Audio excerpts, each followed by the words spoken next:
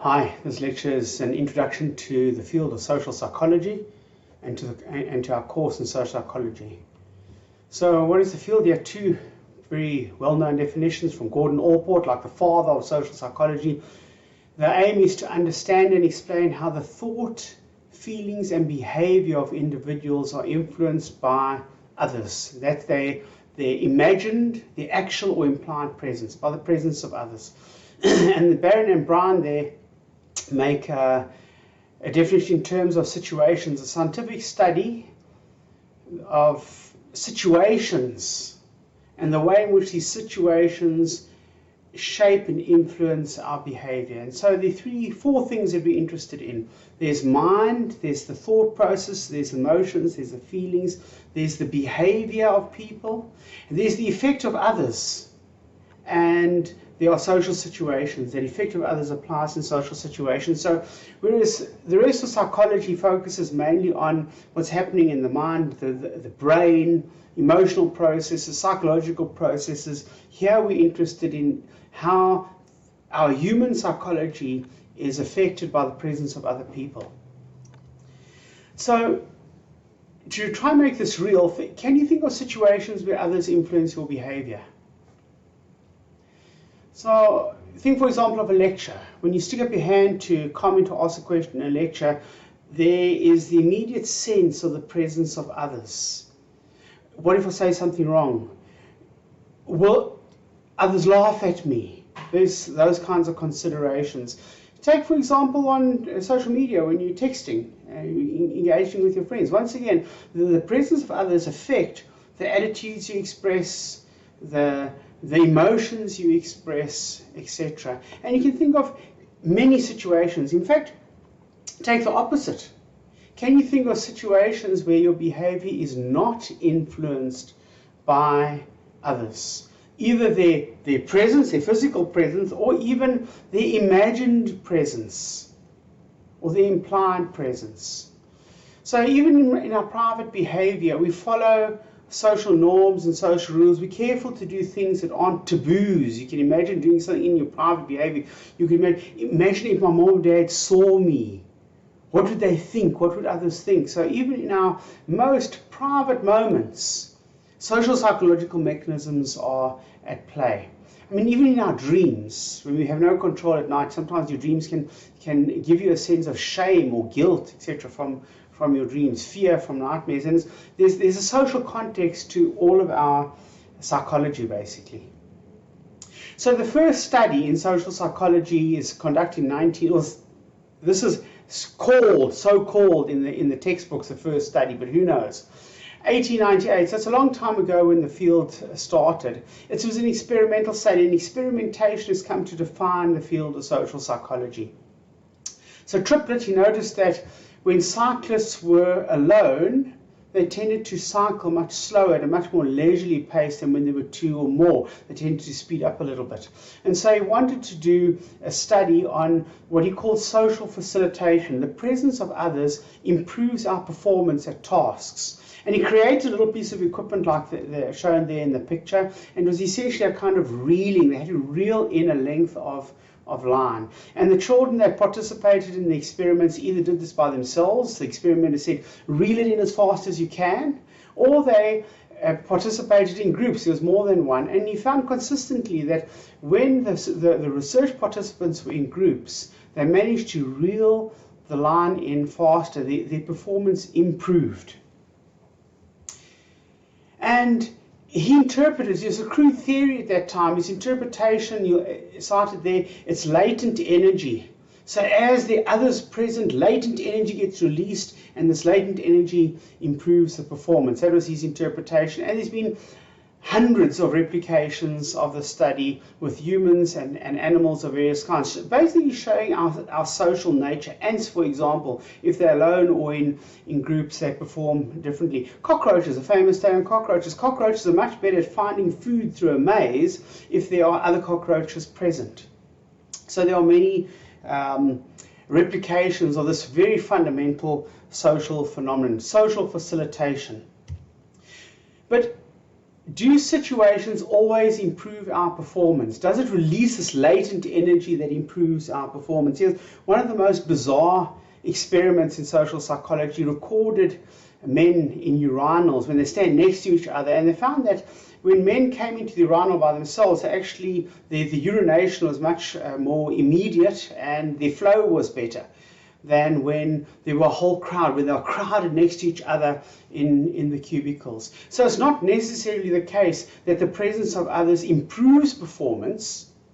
Sometimes it might hinder our performance. So it all depends on the situation. This is now giving us a real sense of how social psychology operates. It is the presence of others, but in situations and the meaning that those others have in those situations that affects our behavior, and it can improve the behavior, or it can make the behavior, can interrupt or hinder performance.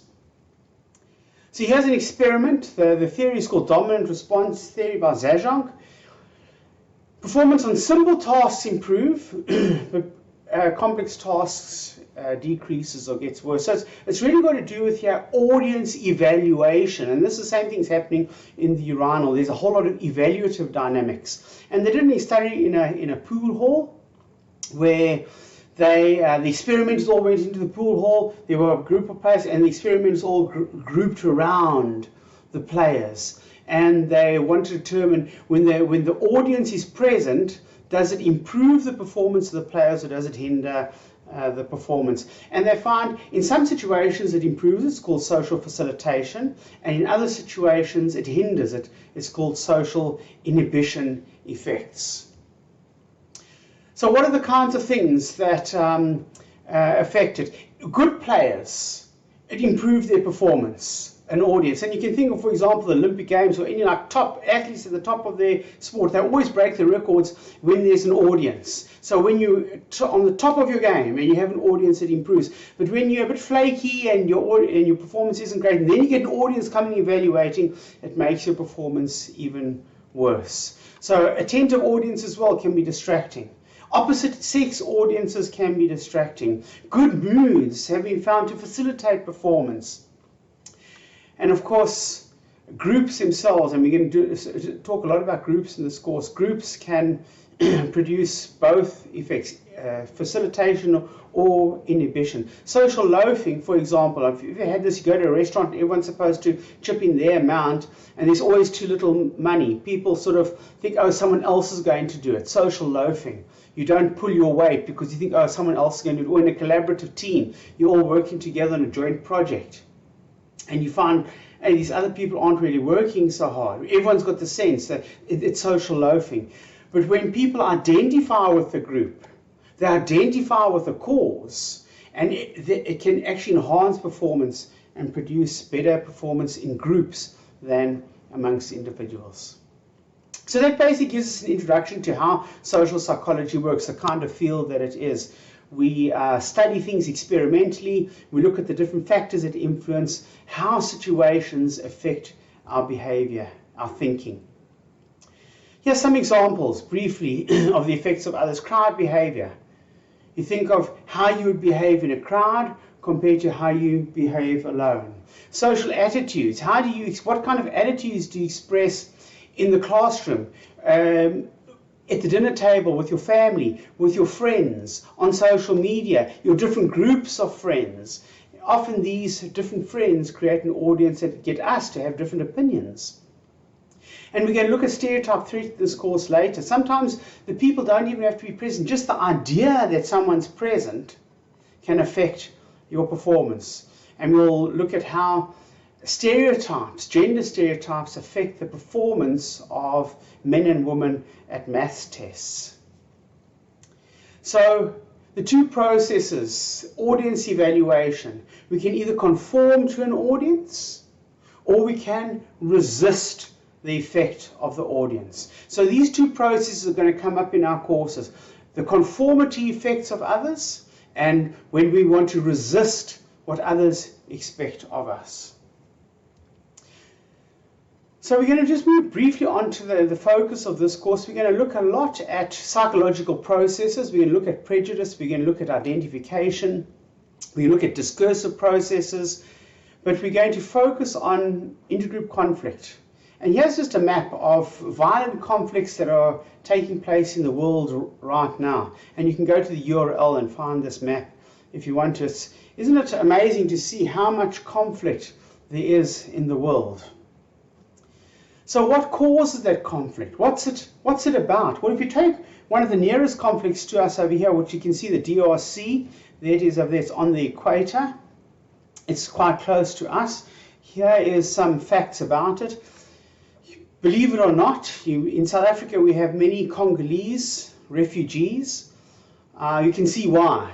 From 1998 to 2008, 5.4 million people killed. I mean, that's just enormous. That statistic has been debated, but many believe that up to 5.4 million people have been killed. Millions of displaced. There's refugees around the world from the Congo, even in our country, in Pietermaritzburg, in Durban. The violence against women is unspeakable. And we're going to introduce a term here, tyranny. This is a term we're going to come across in this course repeatedly. Why would people behave in a cruel, unreasonable, and arbitrary way?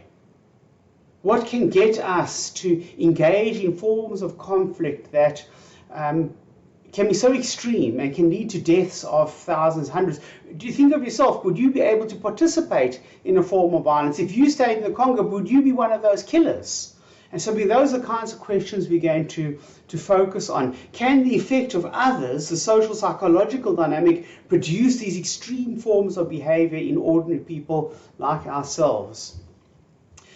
Just a quick note of the violence in the Congo is ongoing.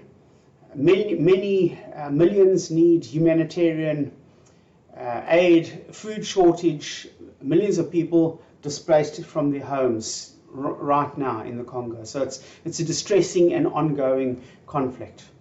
So what are the causes? What causes this? Well, sociologists, political studies, anthropologists would cite things like this over here, and this is the history of really this conflict. Hutu rebels fled from the Rwandan genocide that happened in 1994. The Lord's Resistance Army, so we had these armed groups establishing themselves, especially in the eastern part of the Congo. There are tensions between local communities. Some of these tensions are ancient tensions. These tensions are linked to political rivalry in the country, and of course fierce competition between these different communities for land, for wealth. There's lucrative mines there. So underlying or associated with these historical causes, we can see something that's of interest to us as social psychologists: intergroup competition. There's an intergroup aspect, dynamic to the conflict. There's an us versus them dynamic. So we're focusing on the Congo, but just take a look over. This comes from the Wikipedia. These are the deadliest conflicts in history. And just look through that list. You can see the Second World War, based in Europe. They estimate 60 million people killed there. The Mongol contests, you look at World War I and the Spanish flu, etc., etc., etc. Two things you notice from that is that conflict happens over different periods in time. It seems to be universal. Throughout history, humans have slaughtered each other, and it doesn't respect geography. It's happened in Asia, in Europe, everywhere in the world, in Africa, as we looked at earlier on. Everywhere in the world there's been this conflict, tyranny. So it's a kind of process, and if you look at the media, your news media today, you can see it's an ongoing issue in our world today. So we go back to our map. Interesting thing about the map, if you look down there where we stay here in South Africa, it looks like it's the land of milk and honey down there, doesn't it? There's no conflict. Absolutely fantastic. But if you think about the community that you stay in, you think about the politics that's around us, you think about the news media, does it feel like we're in a conflict-free zone? Quite to the contrary. South Africa is characterized as history and as current by ongoing forms of intergroup conflict between the rich and the poor, black and white, men and women, foreigners and locals. And you can probably think of many more. Between families, there's schisms in families. Within political parties, there's political murders, there's assassinations happening in many parts of our country. Gender-based violence and other forms of political and interpersonal forms of violence, tyranny, gangsterism, etc. And you can just list them. So even though we look in terms of global conflicts on the world map, it looks like a relatively peaceful place. And this is true. As soon as you plumb down into communities around the world, you find these endemic levels of conflict, tyranny, violence. Why? What causes it? Why are we inclined in this way? Are there just other people doing it, or could you become involved in it? Could you be a killer? Those are the kinds of questions we're going to consider. So what is our approach as social psychologists? There's Danny Bartel. He's a psychologist, a radical psychologist. He's been based in Israel. Dealt a lot with intractable conflicts in Palestine. So he says the socio-psychological perspective, that's a perspective we're developing in this course over here from social psychology. We do not try to describe the real cause of conflict. In other words, the history of it. Here, the rebels came down, they established this army over here. You've got these political rivalries going on. There's this competition for these the resources in the copper mines.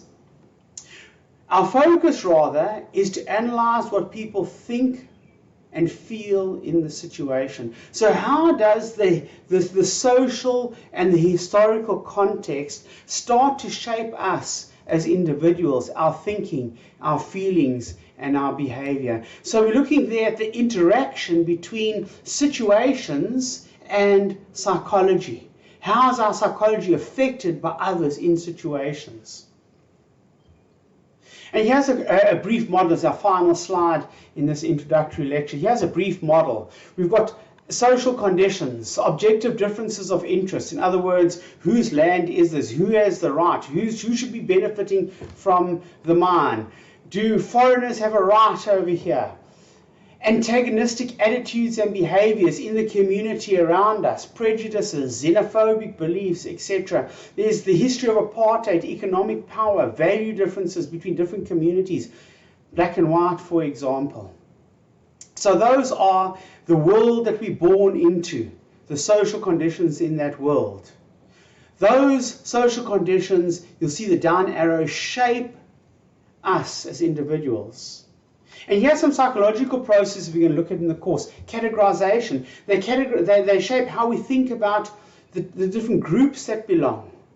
They shape our beliefs about those groups. Stereotyping. What are they like? What are we like? They shape our identification, the sense that we belong to this people, to this land, we the natives, etc. And of course, around these things, people are mobilized. You can think of a political rally, political speeches, get people worked up, mobilize, this interaction on social media. These kinds of processes happening globally, everywhere in the media. You can see our worlds, the up arrow there. Our social conditions, our worlds are shaped by the social psychology that is in turn shaped by our social worlds. And it's happening everywhere. You can see on the news there's protests happening. The social world is dynamic. It's in change. Those things that were acceptable 10 years ago, they're no longer acceptable today. Those beliefs and practices that our parents had, they're no longer beliefs and practices that are acceptable today. The social world is changing, and so are we as social psychological beings. So that is the end of our lecture over here. Social psychologists, what do we focus on? What people think, feel in situations. And we're especially interested in the effects of social groups, those categories, on shaping our thinking. Thank you very much.